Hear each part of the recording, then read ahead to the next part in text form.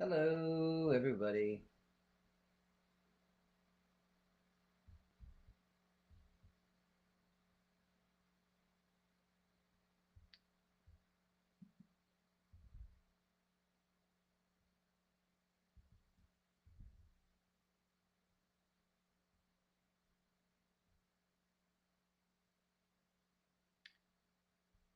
All right, I'm trying to get the Substack one working.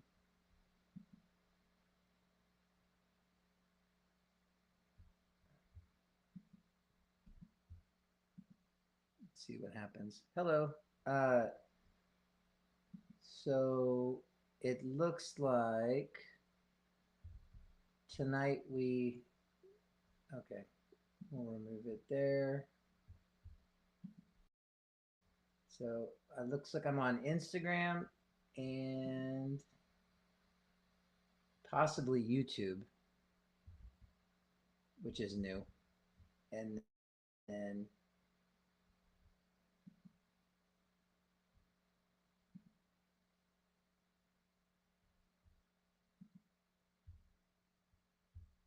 let's see if Substack is live.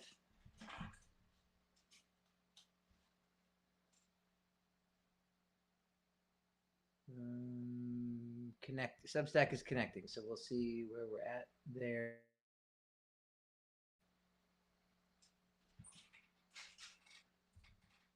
But it looks like Instagram's live and kind of blurry for some reason. Does Instagram look blurry to you guys? Okay, Substack looks good. Thinning hair looks good. Show comments on here. Yeah. Okay. Well, we're at least on TikTok,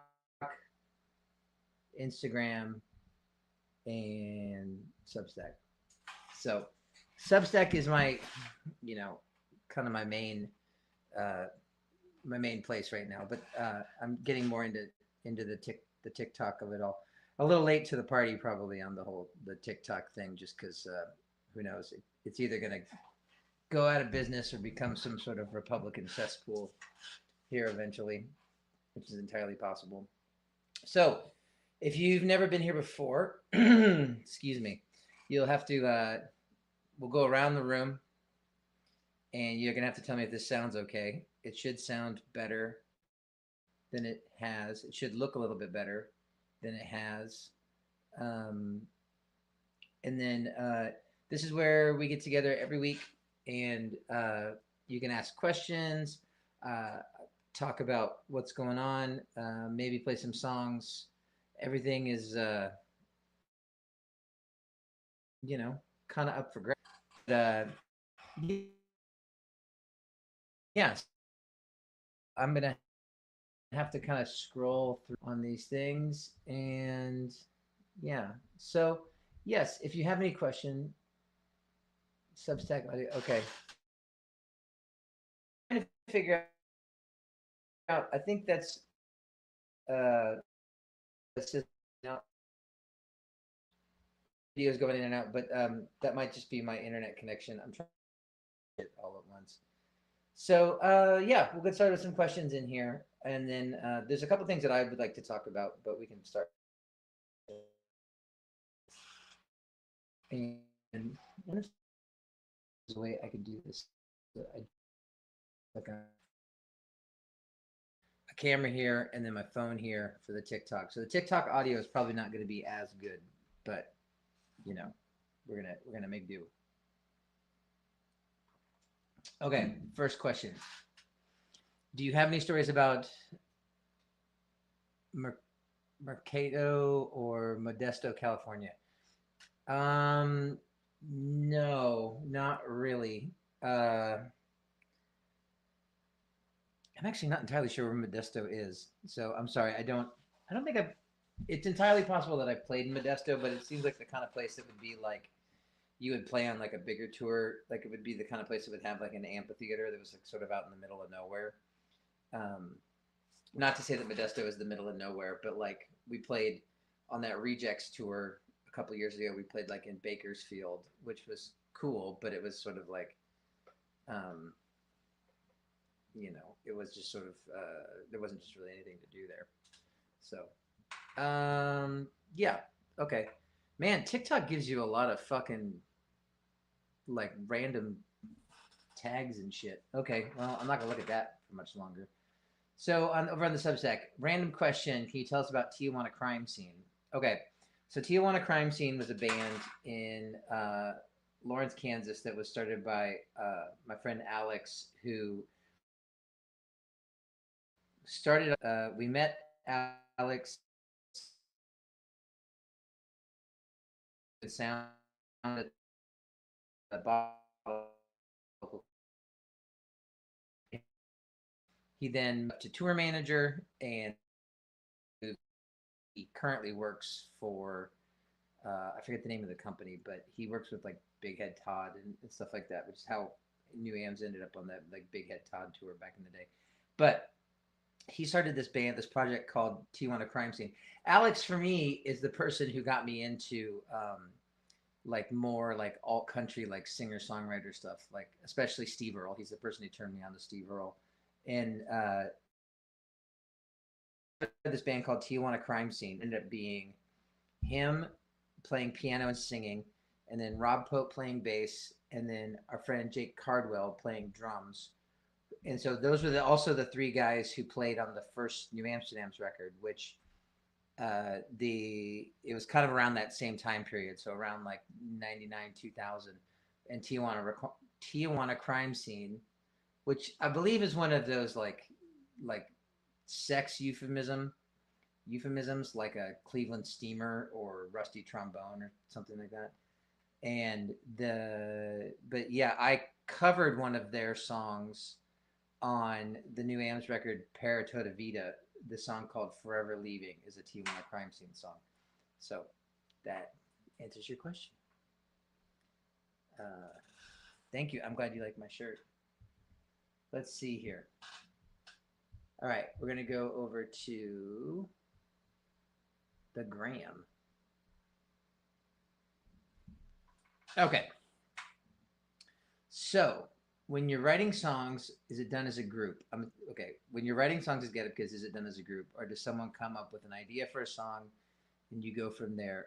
Does everyone? I assume you mean everyone contribute to the writing. So the Get Up Kids started off as a songwriting. Like our first couple of releases were written like very collaboratively, and it was sort of like just coming, which is why some of those songs, like if you listen to 4 Minute Mile, some of the like, well, even more so like songs like Woodson, where like they don't make a whole lot of sense from like a song structure perspective, but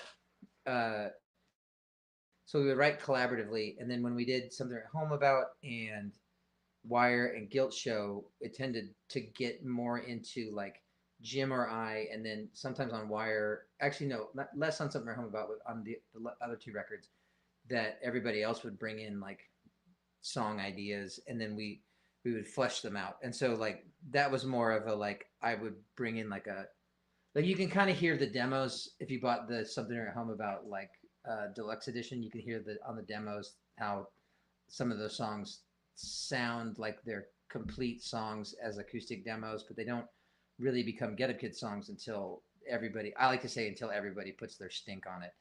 But then at some point after that, like when we did Rules and Problems, we decided to go back to the kind of collaborative um, songwriting style, because for me, that is sort of a self-preservation sort of thing of like I don't want to like put a lot of time and effort and care into a song that I really fall in love with, then bring it to the band and have them be like, this sucks, or this isn't what we like. And so what I will do is sometimes just come up with like kind of a riff or like a part, and then bring it there. So that's how we write now. That's how we've been writing.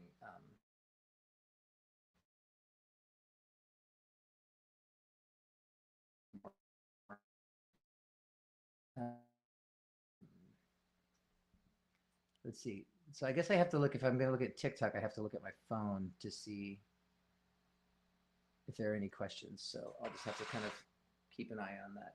But in the meantime, we'll go back to the Substack. Listening to Guilt Show, great production still holds up. That would be Mr. Ed Rose at our old recording studio, the Black Lodge, which was a studio that we had in Eudora, Kansas. I wanted to say, so I'll let you guys have some time. There's a couple of things that I wanted to talk about. I did a post yesterday. So the last 2 weeks on my Substack, I've done these posts where I'm doing these sort of deep dives into New Amsterdam's lore, as it were. Though that sounds kind of cringy to say you're talking about your own lore. But I just wanted to do these sort of like stories behind the records and the songs, because a lot of that New Am stuff is kind of like, I'm trying to think of ways for it to be sort of like, like you know,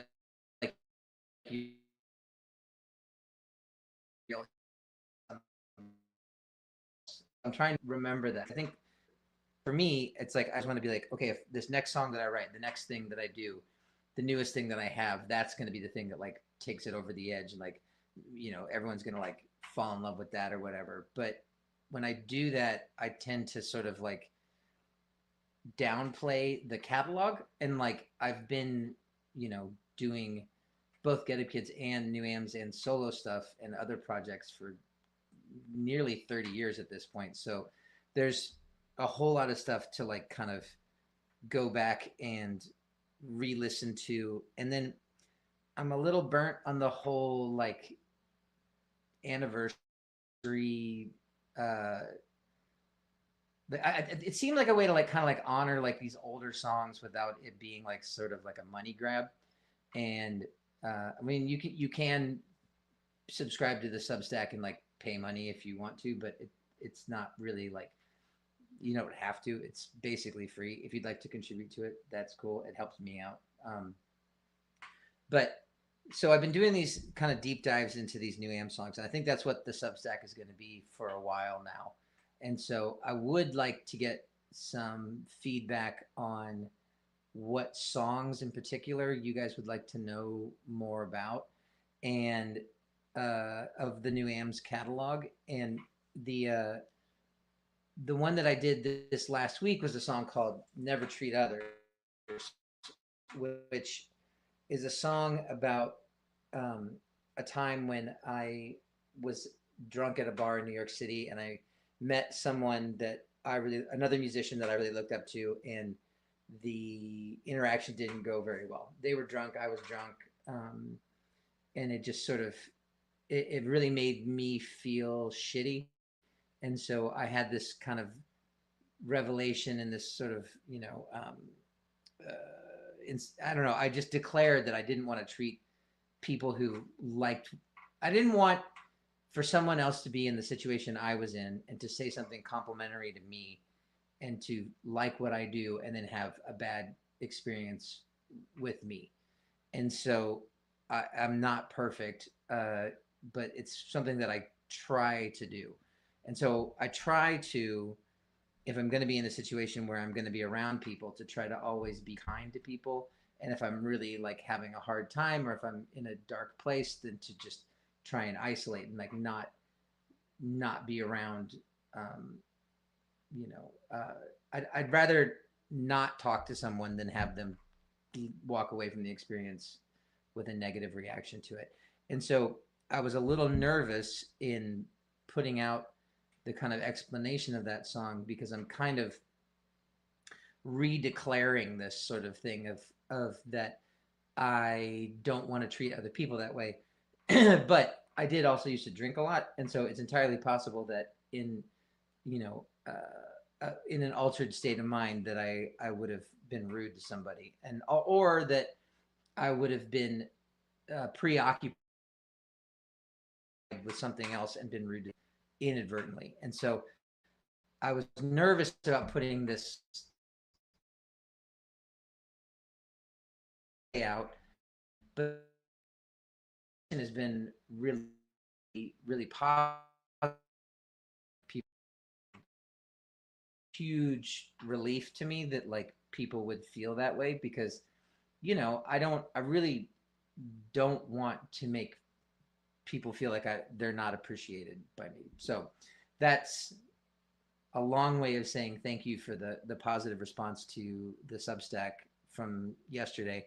And if you haven't read it yet, then please go subscribe and check it out. It's something I really enjoy doing. And again, if there are other songs that you'd like me to do deeper dives on, I was initially thinking about just sticking with the one album, but I think I'm going to jump around. The one I've been thinking about lately is the song "The Spoils of the Spoiled," which is off of "Worse for the Wear," and so I thought that might be the next thing that I talk about. So that's my one of the things that I wanted to talk about that I just wanted to get off my chest. But now we'll go back to questions. Okay. Um, Fortunate Fool. I'd have to go back and listen to. Uh, really dig the deep dives. That's cool. Okay, so New York City venues. So I've been doing these kind of like walk and talks and drive and talk, where I've just been sort of like reminiscing about, whenever you go to a city on tour, when you've been going there for as long as I have, you kind of start to reminisce about like the early days, the first times, and then especially I think what made me think about it was I'm playing at Bottom of the Hill in San Francisco next month, and it's going to be the last time I ever play there. And it was one of the first places I ever played at in San Francisco, and it's closing this year. And so that made me really kind of reminisce. And then fucking Chain Reaction closed, and there was just a big article in what was that in Rolling Stone maybe about how Chicago venues are struggling, and they were talking to someone from Metro, and that worries me a lot because that's one of my favorite clubs in the country. So I've just been thinking about that, and so someone's asking about New York City in particular, and of all the things, so they got Bowery, so Bowery Ballroom. I got engaged. Okay, we'll go through these one at a time. I got engaged at the Bowery Ballroom.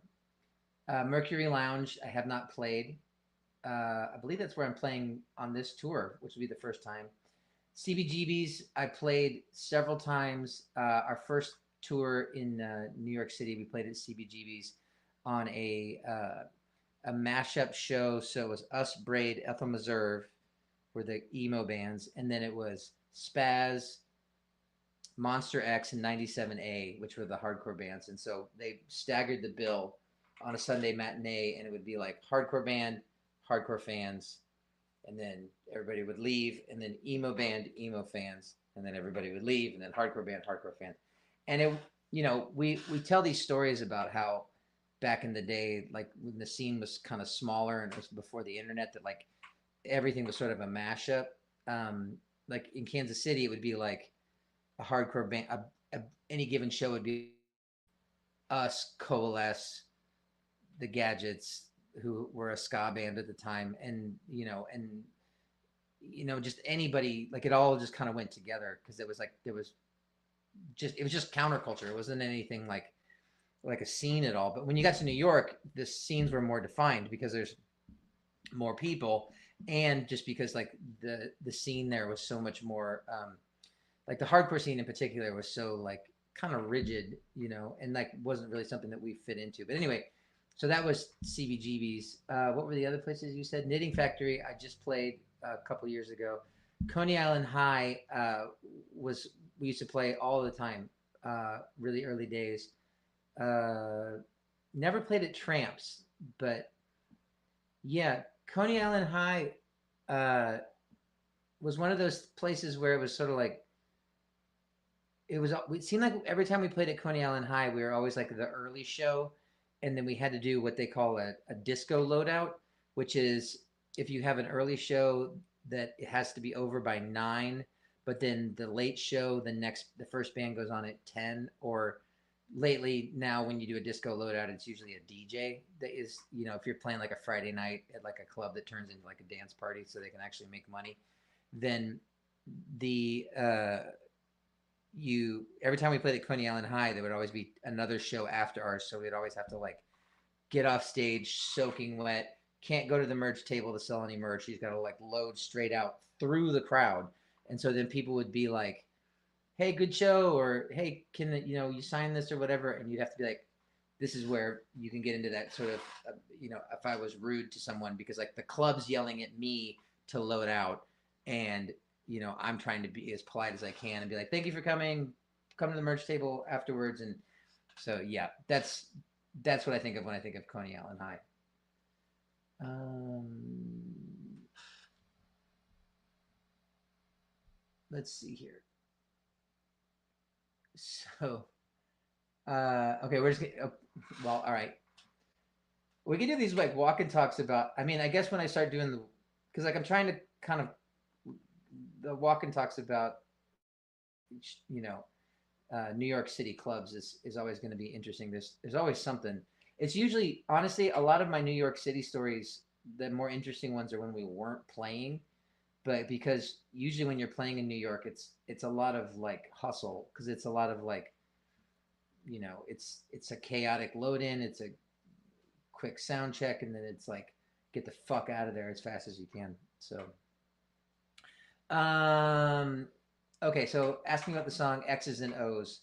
X's and O's is a New Amsterdam song. It was a B side that was then on the record called Outroduction, and it's really just sort of kind of a divorce song.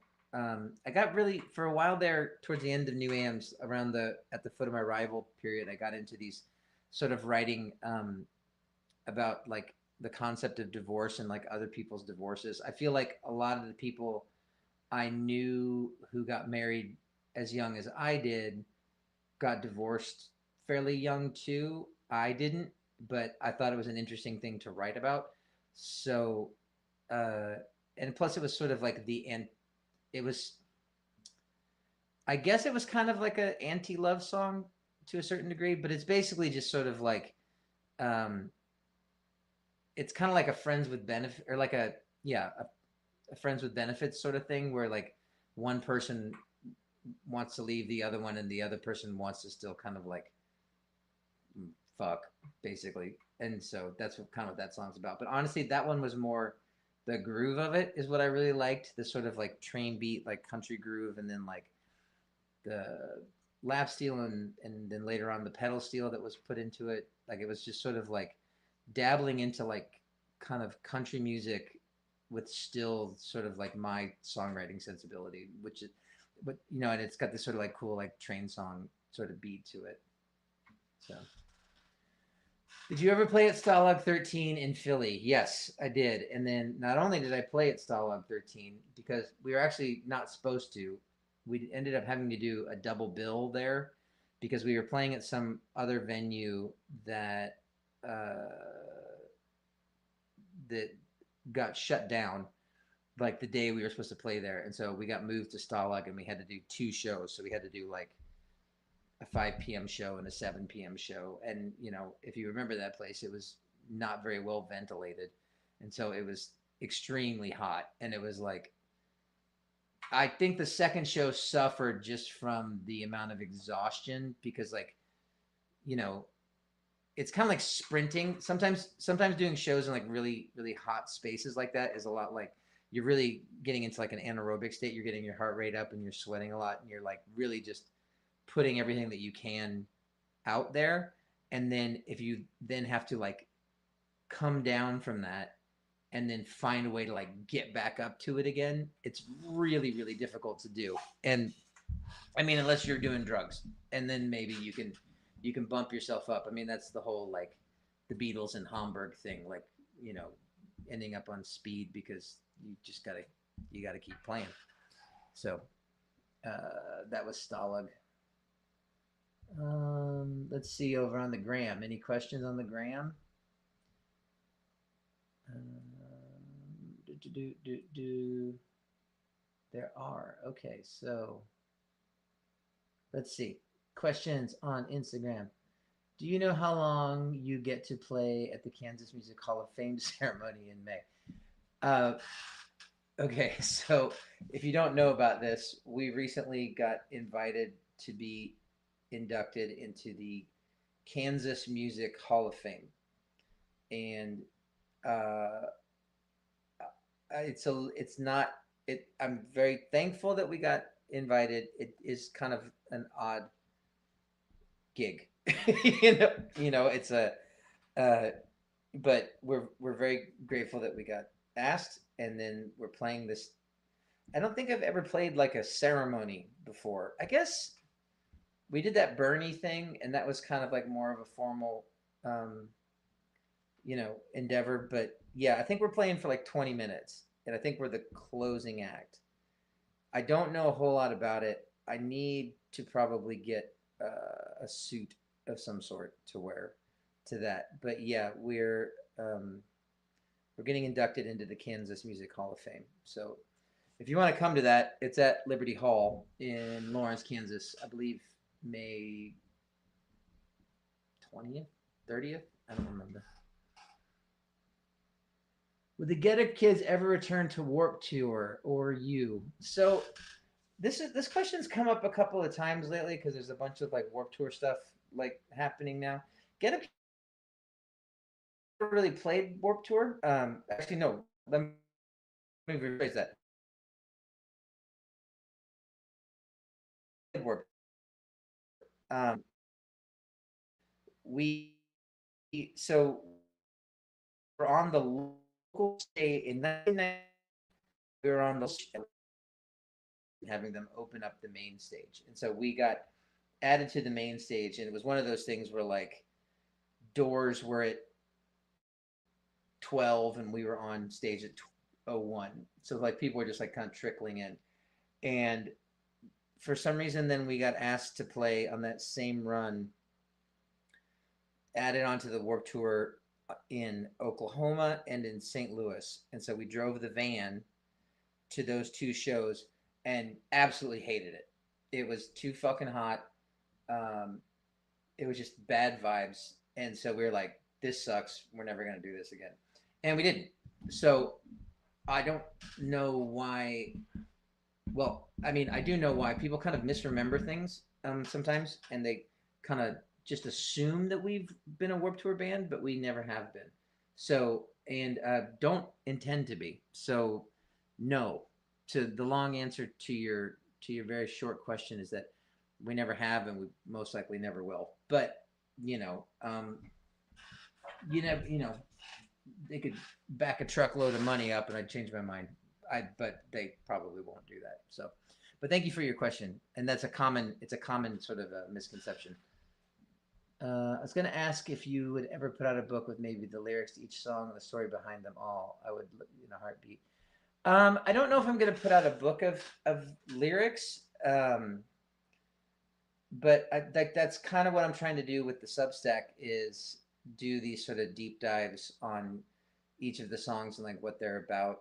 Um, I could see, I don't know, maybe if I keep doing the Substack thing, maybe that'll take physical form at some point. But I'm not a big fan of just lyric books, like in the kind of like book of poetry sort of way. But again, I don't know. It's not something that like I'm more interested in like writing essays right now and like kind of memoir-y kind of stuff than like lyric books. But you know, um, if you like that kind of stuff, you should check out the Substack.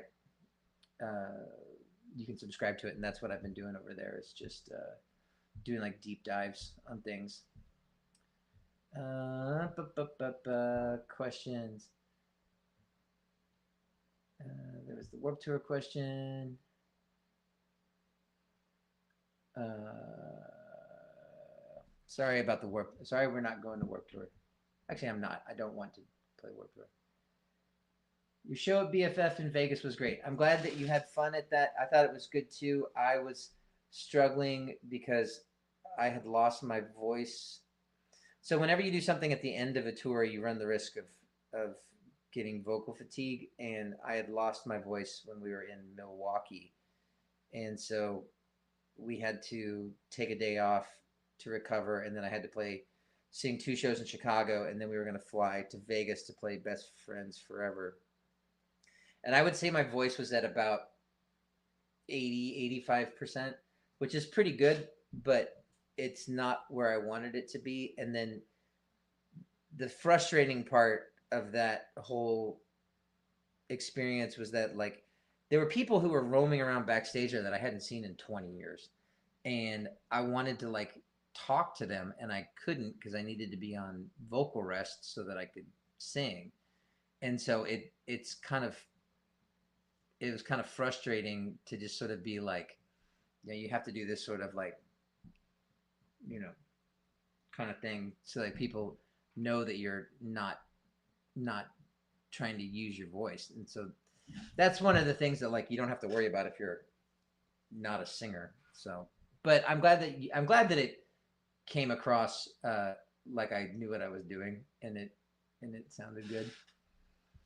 Do you ever get sent old show flyers that you've never seen before that have shocked you or you don't remember?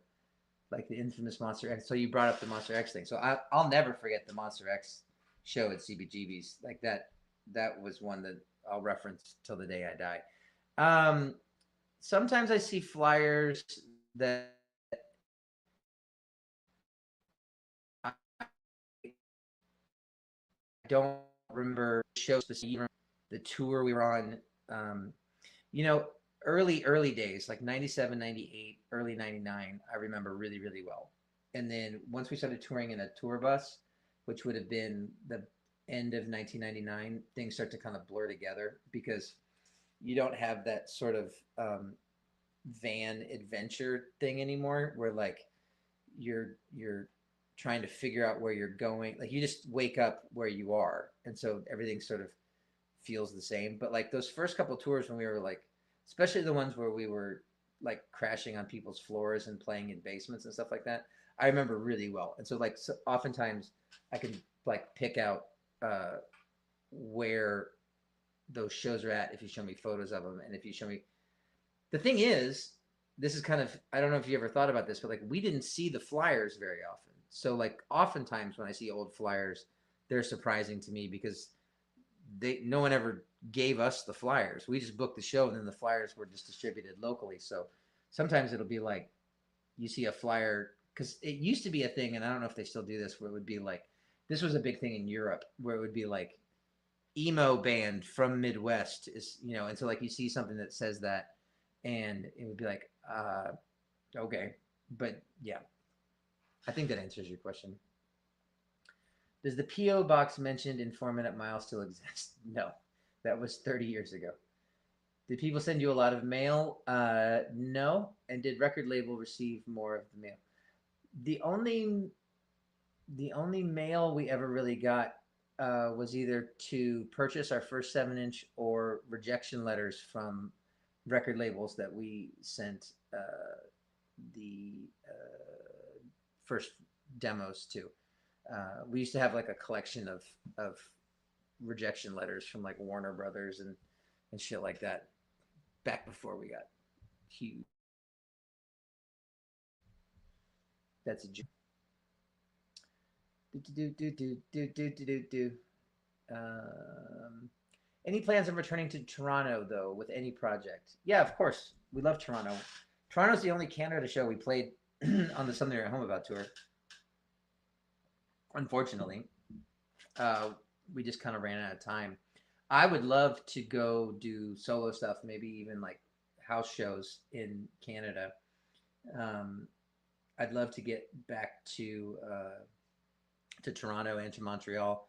And some of the like actually had a really good show in London, Ontario one time. So that's you know the kind of thing that I would be into, but we'll have to see. It's hard to like make the time for all this shit. Best memory from the Terrible Twos records. If you're not familiar, the Terrible Twos was basically the New Amsterdam's band, but it's when my kids were little. So this would have been like 2007, 2008, 2009. And I did 2 albums that were, you know, basically New Amsterdam's ish songs, but they were about like bugs and dinosaurs and shit. And so they were marketed as like children's music. And They were actually pretty well received in that genre, I guess. Like kids music press really liked them, which you don't really know is a thing unless you are involved. Like even as a parent, I didn't know there was such a thing as like people who do record reviews of children's albums. And so the weirdest memory I have from the Terrible Twos is that I got a call to a meeting with showrunner at Nickelodeon. Was the guy who did that show, but they were like at Nickelodeon. They were like, "Do you have any ideas for a kids show?" And I was like, "No." Do you have any kids shows that you need songs written for? Because that's not like developing a TV show is not really, you know, my thing. But so that's what I think about when I think about the Terrible Twos. That playing at the kids music stage at Lollapalooza was pretty interesting. Uh, I've never seen more rock star level like tantrums thrown by artists than I have in the children's music industry. It's a very strangely cutthroat and bizarre world, and I didn't care for it very much. And now my kids are old, so I don't really do that stuff anymore. Mm-hmm. Mm-hmm.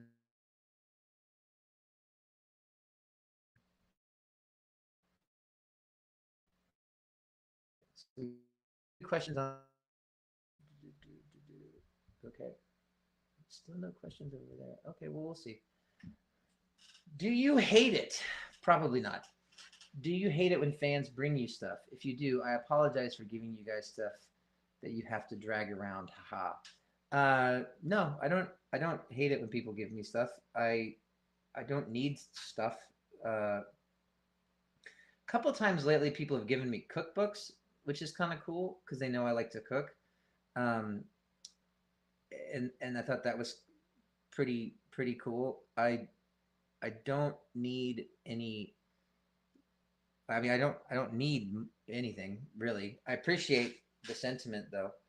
Um, but yeah, no, you can give me stuff. One time in Philadelphia, this kid came up to me and he was on a skateboard and he gave me a box. And he's like, "This is a present for you. Don't worry, it's not a bomb." And that just scared the shit out of me because then he just like skated off on a skateboard and we opened it and it turned out to be like his band's demo and their like press pack and stuff. So he was right; it wasn't a bomb, but it was still kind of a weird interaction. If you need a photographer when you come back to Toronto, okay, hit me up. What's the most interesting or rarest, weirdest thing a fan has asked you to sign? Uh, a couple of times I've signed people's arms that they have then gotten tattoos of, and I've tried to talk them out of it every time because I think that's kind of I that one's sort of but you know it's your body. It's you do whatever you want. My buddy Ivan just got a tattoo of a lyric from the Salt and Sea record, and he had me write it out in my handwriting, so it's actually in my handwriting. But the you know there have been times when people have asked me to sign their women have asked me to sign their breasts, and I don't do that. That's not this one time it was in Orlando at one of the Where's the Band shows, I think, where this woman was like, "You can sign my boobs. My husband doesn't mind." And I was just like, I don't think that really does much for either of our marriages if I do that. And it just didn't feel right, so I didn't do it. Also, I can try to send you a locals ride. Okay. If you would like to talk to me about playing in Toronto, hit me up, DM me, or mattpryorsongs@gmail.com is the email address. You can hit me up with stuff. Hello. Damn, could have made it on Nickelodeon. Yeah, I don't know. What's your favorite song to play and or listen to off Guilt Show? Um, I like a lot of Guilt Show actually. Uh, Up until we did Problems, Guilt Show was my favorite Get Up Kids record, and so the let's see here. The There's a song on Guilt Show on the back half of Guilt Show called "Dark Night of the Soul." That is a song about uh, getting sober, and so it's this interesting thing. There's a lot of stuff about alcoholism on Guilt Show. There's a song called "Sympathy," which is about someone else getting sober, and "Dark Night of the Soul," which is about someone else getting sober. And it's just interesting that 20 years later is when I got sober, and how I had written these things that ended up being sort of prophetic for myself. There's a couple new Am songs that are like that too, where it seems like I'm writing to my future self. Um, like it's almost, my wife says that like it's like I came back from the future to 2003 and wrote songs for myself in 2023. So it's kind of interesting. And that was one of the things, like in early recovery, like I wasn't like, I know I've been around a lot of people who have gotten sober. Just I wasn't. It was a new experience when it ended up being me being the one who had to do it. So yeah, Dark Night of the Soul. Plus, anytime I get to use the word bastard, I always enjoy, because it's sort of like a swear word that isn't a swear word. It just has a lot of impact, like phonetically, like just like it's just got a lot of punch to it. You know, it's like saying motherfucker, but a little bit more poetic, I guess would be the. Where are the red glasses? They're in my bedroom. Was Action in Action the first Get Up Kids music video? Yes, it was. Let's see. I'm looking at TikTok, but I feel like I'm just going to look like a crazy person looking at my phone. So we'll go back to the Substack.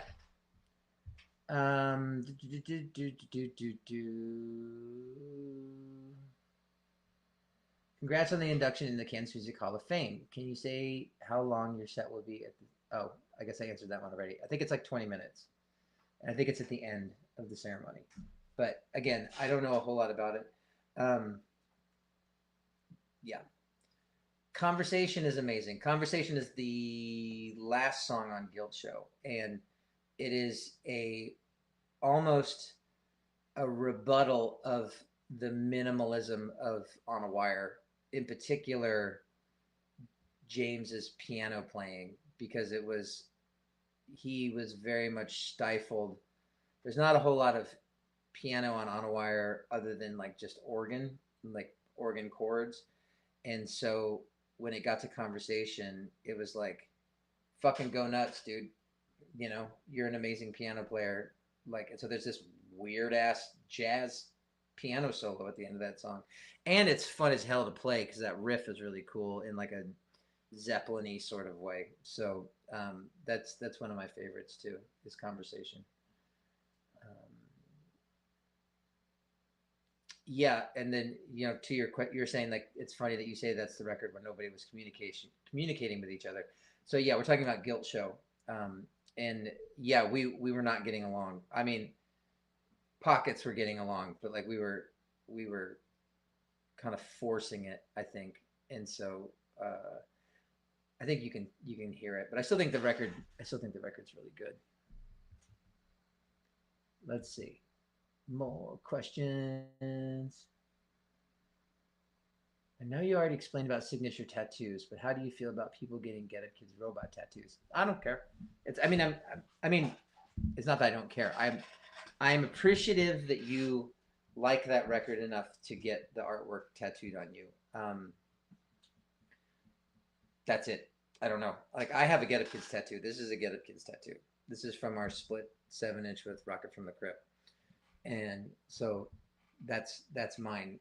But the ones that I think are more interesting are when it's like something that's a little bit less obvious, whether it's lyrics or I've seen a couple of New Am's tattoos. There was a guy in Boise who had the Killed or Cured bee on his chest. I saw a Terrible Twos tattoo one time in Florida. Um, I saw somebody who had "We're Loyal Like Brothers" on their neck, which seemed a little metal for my songwriting sensibilities, but it's their body; they can do whatever they want. It's an interesting compliment because it's sort of like it's funny too because it's like usually the artwork is not something I had anything to do with, and so it's kind of like I love your song, therefore I got a piece of artwork that you didn't create, and that's just kind of I'm not complaining about it. I just think it's kind of funny. I mean, I don't know how else you would interpret, unless I guess if you did lyrics, you could do that, but it's just kind of a funny thing. Um,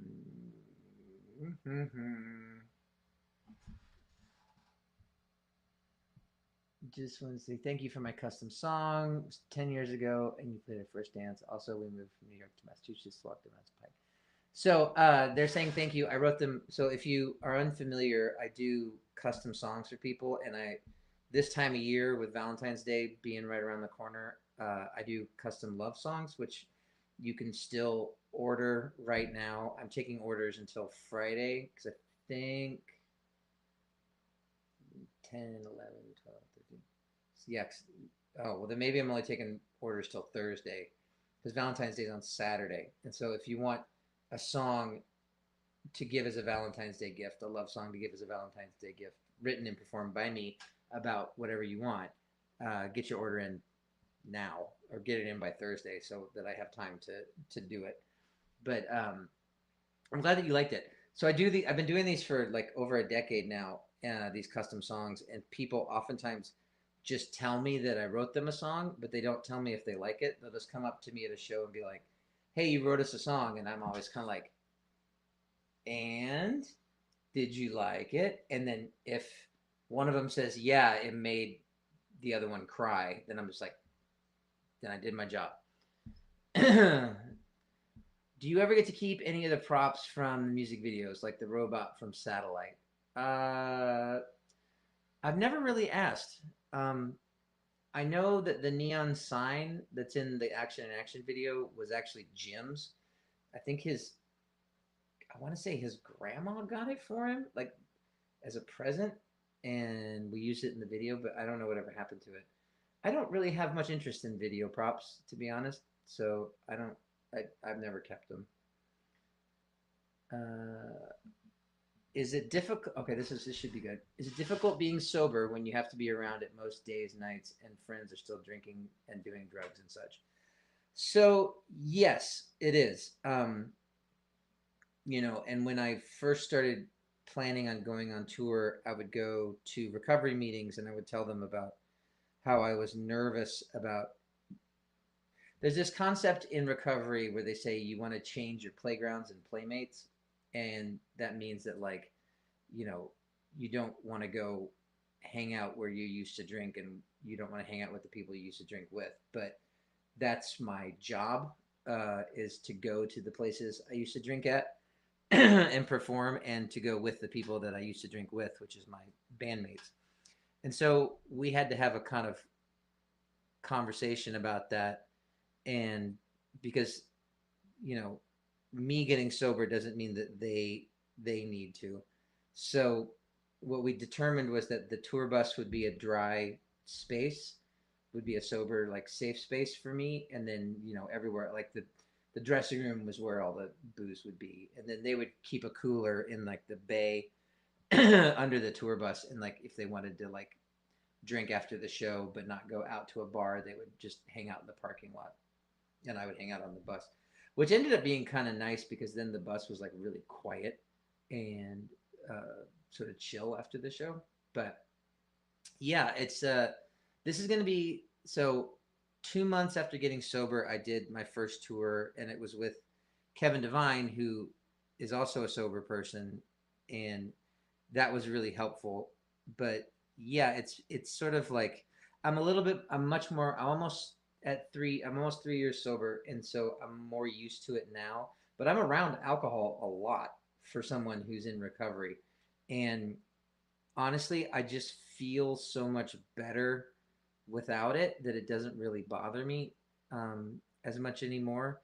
There are times when like the smell will get to me, or if someone is really drunk at a show and they're like close talking to me, that kind of gets on my nerves. But for the most for the most part, I've gotten used to it. But it is a difficult uh, lifestyle to maintain, especially in the beginning. But it is doable. That's, I guess, the important thing to take away from all this. Wow, this has flown by. Okay, so a few more questions. What's the meaning behind 10 minutes? You'd have to ask Jim. That's his deal. I'll tell you what, as a sober person, I don't appreciate that people are smoking vapes and weed like it's cigarettes. Smoking never bothered me that much. I was always the only one who didn't smoke. Um, so it's never been something that's really bugged me that much. Uh, I I initially thought it was weird when smoking started getting banned in clubs, but now it's like you go to the occasional club and it's like you can still smoke here. I think you can still smoke in, maybe it's in Kentucky, and then you're like, Jesus, this is gross. Like, how did we ever do this? Um, yeah. Any more plans for Where's the Band tours? Not currently. No. The Where's the Band tours were very difficult to organize because you basically had to.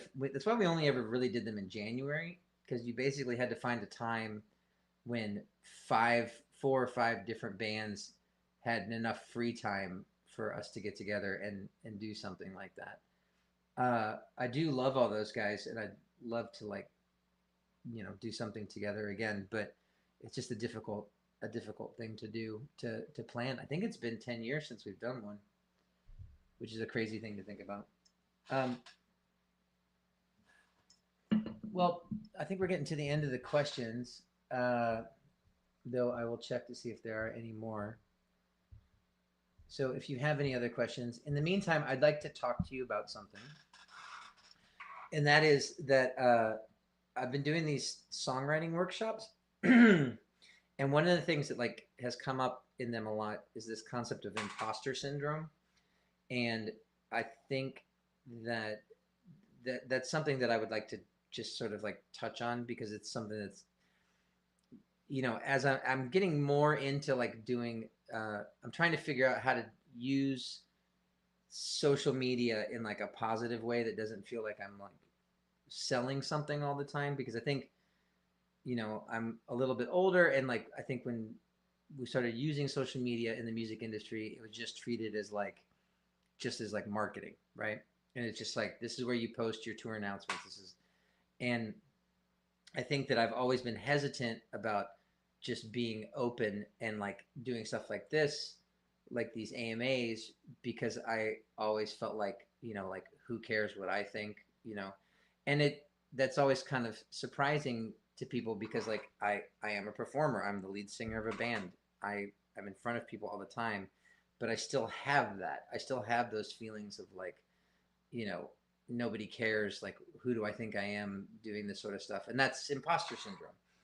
And so the point I'm trying to make is that like, because like when I do these songwriting workshops, people kind of oftentimes will bring up like they just don't think what they're doing is good enough. And the thing that I always like to tell them, and this is something you can take for yourself too, is that like, if you like what you've created and there are other people who have the same sort of taste that you do, then in theory, they're going to like the thing that you created as well.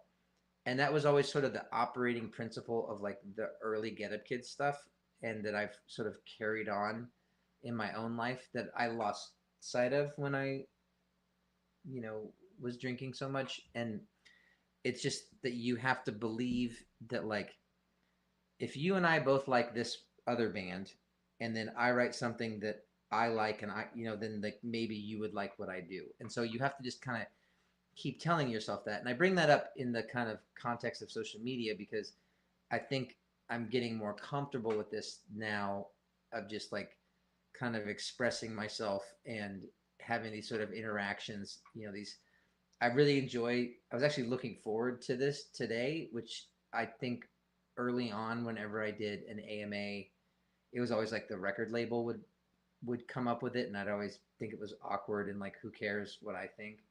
And so I just want to say that like I really enjoy everyone coming to these, and it feels like we're building a community, and then also just like, you know, it's nice to like take your mind off the world for a little while.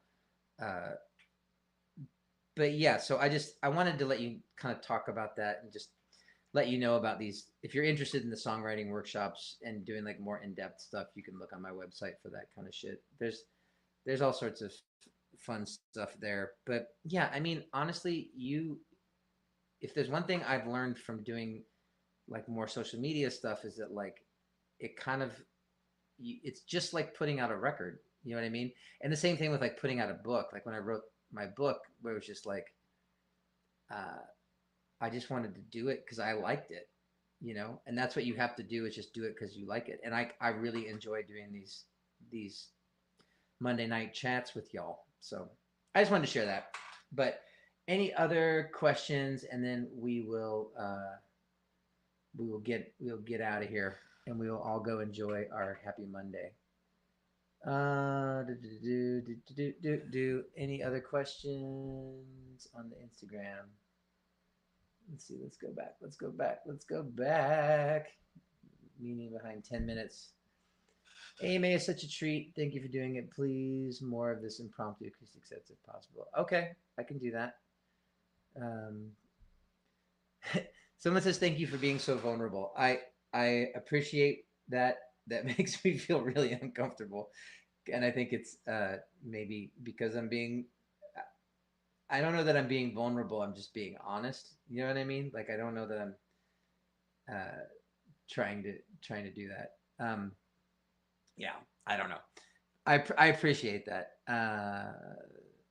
Okay, we'll do this last question, and then we'll take off, and then we'll do this again. And I think this it seemed to work on TikTok tonight. So I don't know if it worked on YouTube or if anybody gives a shit. But the TikTok one seems to work okay, and then Instagram and Substack. And if we have those three, I'm good with that. But yeah, so last questions. Well, okay, this couple of last questions. What's the format for the songwriting workshop? Like, what is best use of the time to get prepped for it, prepare before signing up? The songwriting workshops are 1 hour over Zoom. They're one-on-one with me, and it can be you can prep whatever you want. You can prepare music to play for me that you've written. We can just talk about the process. I can give you oftentimes like what I will do is I'll have to like not have to. What I choose to do is sort of like get a feel for like where you're at and what you're trying to accomplish. And like usually someone has something that like either they want to share or something that they're stuck on.